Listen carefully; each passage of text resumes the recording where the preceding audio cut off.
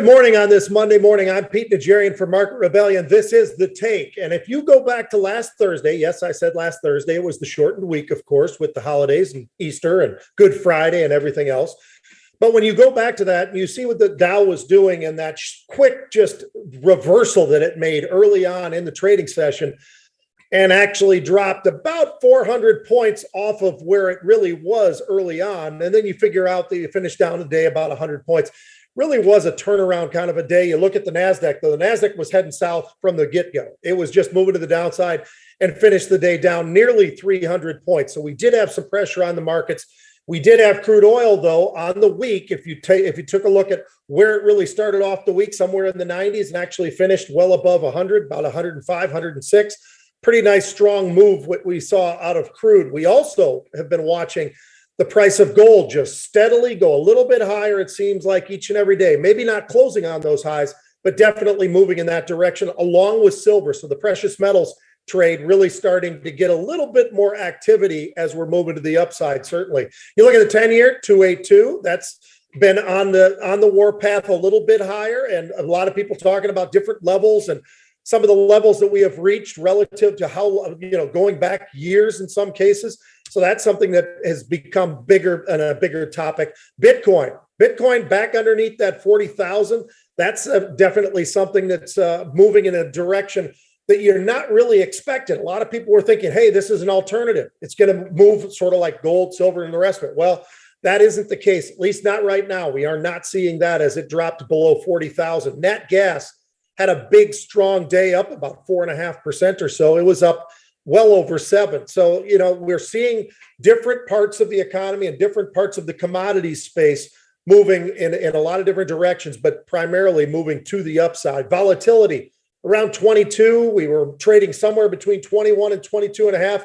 Those long weekends are always a little bit different on how that volatility starts to come out of the market as you start to price forward into Friday, into Saturday, into Sunday, and then sometimes getting all the way up into Monday. But we did close on the highs of the day, a lot of that having to do with the fact of how we were getting pushed to the downside late in the session as well. Volumes over 40 million. Now, 42.3 million actually was the number, but a lot of that really tied up with the story of the day, which was Twitter last week. And certainly a lot of folks talking about that. And then 1.8 million, actually Twitter was the number one traded of the stocks as far as the option world. It was number one by a long shot. Apple about 1.2 million, and then we had Tesla, part of that whole Twitter thing, that was about 1.1 million. In all cases, all three of them, you had a little bit of a bias towards calls, but there was a fairly close reaction there. Matter of fact, about 58% of Twitter was actually trading on the call side. So it wasn't a huge discrepancy, but certainly a little bit more when it comes to what we were seeing with the calls. Sector-wise, what were we seeing? Technology hit. Obviously, you look over at the NASDAQ, down almost 300 points. Tech down nearly 2.5%. Communications down almost 2%. Consumer discretion was down about 1.5%. Throw in the financials down about 1%. We did kick off earnings season, of course, talking a lot about that, but a lot of those names moving in different directions. JP Morgan, definitely the one that stood out last week as far as lagging the rest of that world as well. Still had some strength out there, though. We had Nike, we had Caterpillar, we had U.S. Bank in the financials. You had Delta, you had Marriott, so the travel trade as well. Throw in Dow.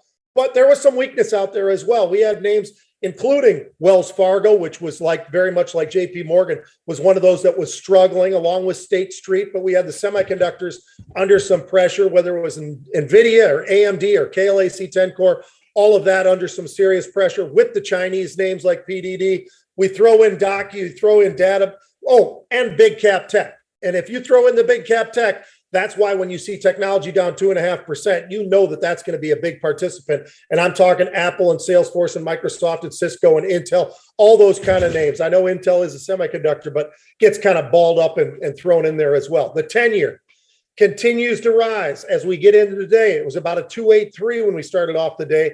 Volatility also on the rise, somewhere between 23. We were over 24. But it's been bouncing around along with the markets. The markets at least started off a little slow with some decent pressure on the NASDAQ. NASDAQ down about 70 points or so in the pre-market.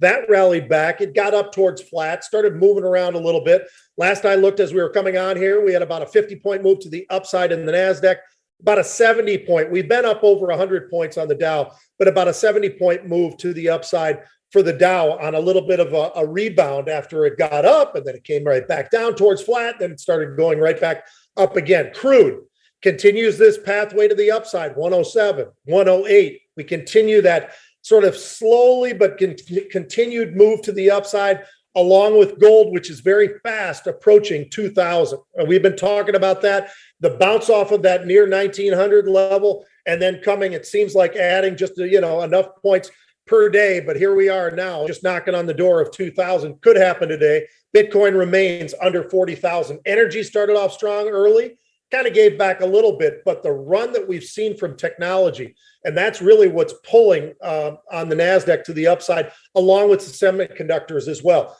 They were both sort of flat. You look over at the semis, they were starting to move. They were up about 0.5%. Last I looked, up about 1.5%, but technology moved from basically, call it very flat, to up nearly 1% on the day. We do have a little bit of a drag out there with healthcare, though, and keeping an eye on that. That has been one of the safer places that people have gone and had a lot of leadership when we're talking upside. But today, just giving back a little bit of that as well. So the banks, they continue. Obviously, Bank of America today was something that was a big focus, but you look at Goldman Sachs strong. We look over at Capital One, looking pretty strong. Bank of America, Synchrony, those names all having a pretty decent start to the day. We'll see how things finish. Throw in some of those energy trades, of course, especially those betas with APA and Occidental. Biogen having a pretty good start. Caterpillar having a good start. I mentioned those energies. Chevron looking pretty good early. What's not looking good at all is Schwab. If you miss in this market, you will get punished. And that's exactly what's happening with Schwab today.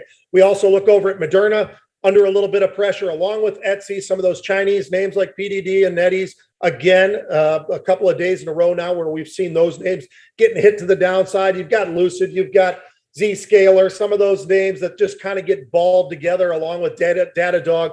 Nike giving back a little bit of what was some of that strength that we'd seen last Thursday as well. Got two unusuals, and then I will be on the halftime report today. And not only the halftime report, we will have the market rebellion. We're going to be talking about and going through a lot of the cash flow portfolio after that as well. So we've got a lot of that as we lead into Wednesday's big webinar that we're all very, very excited about, talking about a lot of the longer term type trades rather than all the real short term.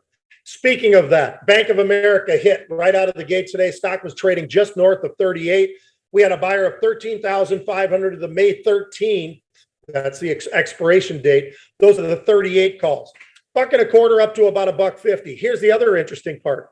They also were buying the April 22nd expiring, very short-term 38 calls as well, about 7,000 of those. So they're going out to May, but they're also buying in the short term. Secondly, I've got CSX. We talk about the rails every once in a while, transports. We know some of the pressures we've seen of late with not only just the rails, but also throwing in some of the truckers as well. But underneath 35, CSX, we got a buyer of 10,000 of the August 40 calls. Those are about 72 cents up to about 80 cents. So maybe looking for a little bit of a rebound, but with a little bit of time too, because they are going out to the August expiration cycle. Here we are in April. Folks, I hope you have a great day of trading. It's going to be a really wild ride again. It sure feels that way. I see volatility definitely becoming something that's holding on once again above that 20 level. We'll see. We'll keep a very close eye on that. Until then, I'll see you on the halftime report.